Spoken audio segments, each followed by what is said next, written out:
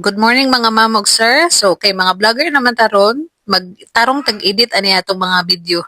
So na mao ni akong adlaw-adlaw nga ginabuhat, mangihi after mo mata, so manghilamos kay magpagpapasad tag kinagmay, no? Para di pud lain tanawon.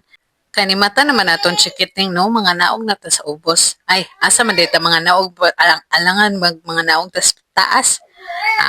Mao na lagi ni magpakaon ta ani. Unya, maghinlo sa ginagmay sa sala. Pero before na nato buhaton, mga pisa pud ta ni kanang una. Kay para sidlak na itong mata ba magbuhat sa angay buhaton.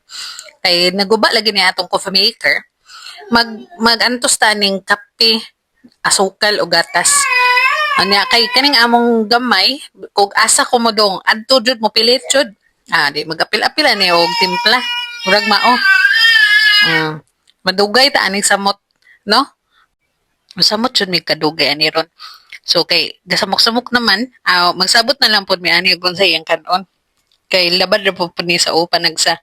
Og unsay ako ang andamon, di niya kanon. Kay gusto niya, ag ako ang kanon, may ang kanon. O di ba murag naa nay ngipon? Wala para ba duha para ba kabuok? So dalon na ni nato atong kape sa sala kay magpakaon na sadta. Na kani guys, magpakaon ko na niya. Naapoy performance level. Mura po kag si Miss Rachel ba? Kaya para ganahan po mo kaon.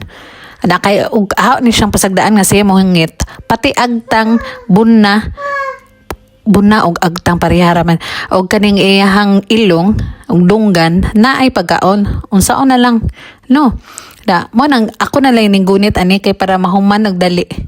Na siya kanang naong tanawa. Sa Miss Rachel with expression. Na wala ba ko'y bayad ng performance ani. So mo na siya guys, happy na siya mahuman na. O mangutana mo kung sa akong gipakaonan niya guys, basta nutritious char. Sige na guys, bye.